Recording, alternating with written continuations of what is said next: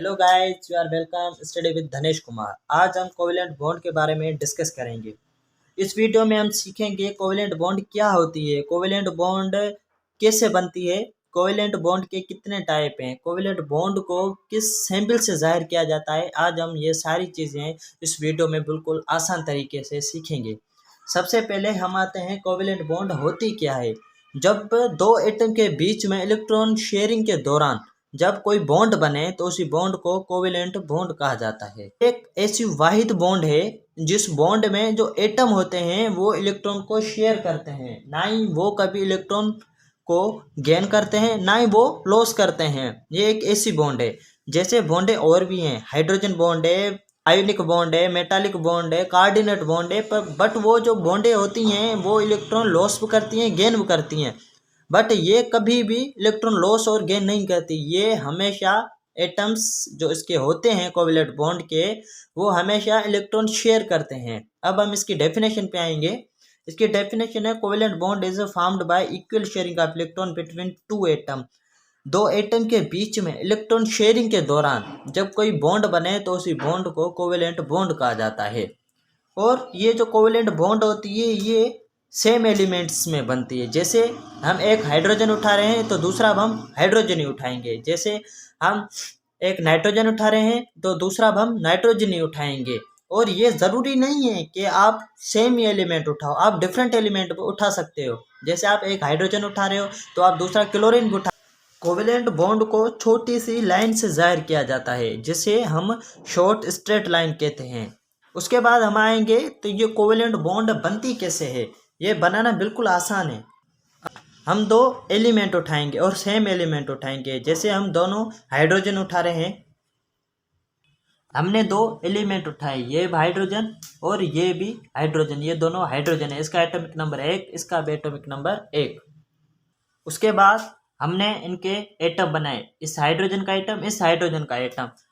अब हमें पता है कि किसी भी एटम के पहले शेल में हम दो इलेक्ट्रॉन रखते हैं। हाइड्रोजन का एटॉमिक नंबर 1, इसके पहले शेल में हमने एक इलेक्ट्रॉन रख दिया और इसके भी पहले शेल में हमने एक इलेक्ट्रॉन रख दिया। अब इसको अपना शेल कंप्लीट करने के लिए एक इलेक्ट्रॉन की ज़रूरत है। इसे अपना शेल कंप्लीट करने के लिए इस एटम को भी एक इलेक्ट्रॉन की ज़रूरत है। जब एटम इस एटम को इलेक्ट्रॉन दे देगा तो इसका शेल कंप्लीट हो जाएगा। बट ये जो शेल होगा, ये जो एटम है, ये एटम हमारे काम का नहीं होगा, ये एटम खत्म हो जाएगा।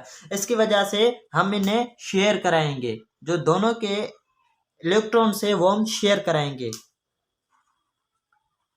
हमने इन दोनों के इलेक्ट्रॉन को शेयर किया, ये इस एटम का इलेक्ट्रॉन और ये इस एटम का इलेक्ट्रॉन, ये दोनों इलेक्ट्रॉन शेयर हो गए।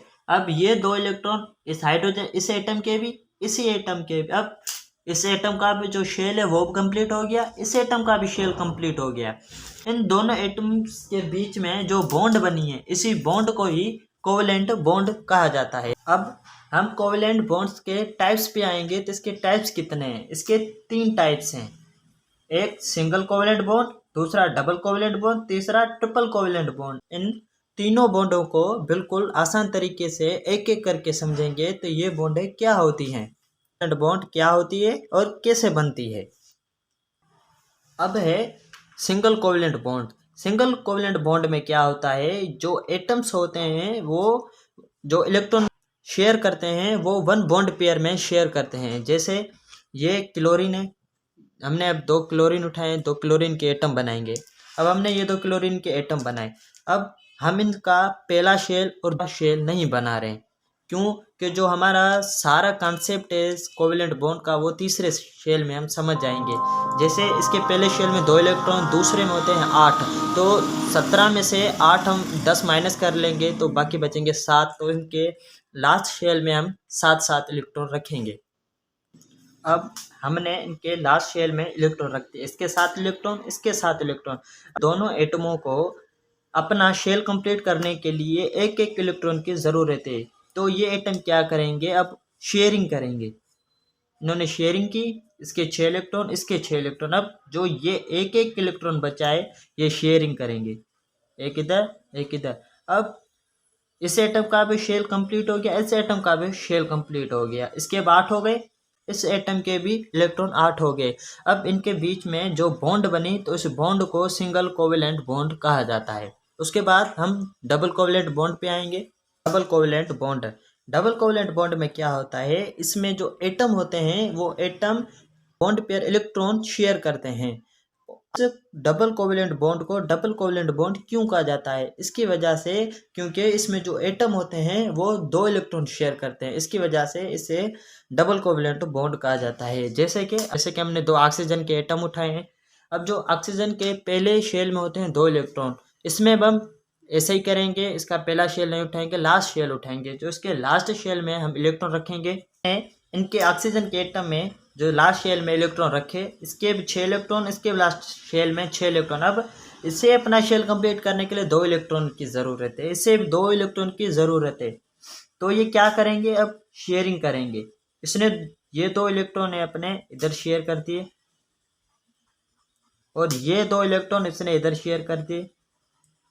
अब ये एटम भी कंप्लीट हो गया, ये एटम भी कंप्लीट हो गया। इस एटम के लास्ट शेल में 8 इलेक्ट्रॉन कंप्लीट हो गए, इसके भी जो शेल हैं वो कंप्लीट हो गया है, क्योंकि इसके जो इलेक्ट्रॉन है वो भी 8 कंप्लीट हो गए। अब इनके बीच में जो बॉन्ड बनी है, इसी बॉन्ड को ही डबल कोवेलेंट बॉन्ड कहा जाता है।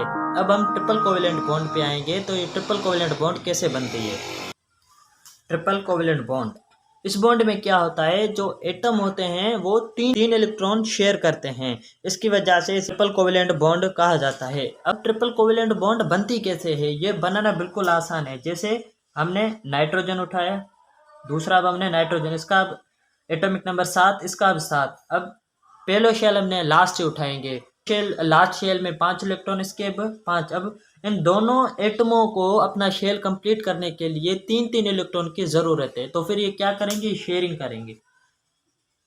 इस इलेक्ट्रॉन ने इससे शेयर किया, इस इलेक्ट्रॉन ने इससे शेयर किया, इस इलेक्ट्रॉन ने इससे शेयर किया। अब इस जो एटम के पास 6 इलेक्ट्रॉन हो गए, 2 ये 6 ये। अब ये क्या करेंगे, इन्होंने शेयरिंग की, तो इनके जो शेल्स हैं, तो इनके शेल्स में जो इलेक्ट्रॉन होंगे वो कंप्लीट हो जाएंगे। अब 3 इसके इलेक्ट्रॉन और 3 इसके इलेक्ट्रॉन। अब 6 ये 2 ये, इस एटम के 8 इलेक्ट्रॉन कंप्लीट हो गए, इस एटम के 8 इलेक्ट्रॉन कंप्लीट हो गए। इन दोनों एटमों के बीच में जो बॉन्ड बनी तो उसे ट्रिपल कोवेलेंट बॉन्ड कहते हैं। इसी तरीके से आप सिंगल कोवेलेंट बॉन्ड भी बना सकते हो, डबल कोवेलेंट बॉन्ड भी बना सकते हो और ट्रिपल कोवेलेंट बॉन्ड भी बना सकते हो। ये बिल्कुल बनाना बिल्कुल आसान है। आज हमने कोवेलेंट बॉन्ड के बारे में सीखा। इंशाल्लाह एक नए टॉपिक के साथ फिर मिलेंगे, तब तक अल्लाह हाफिज़।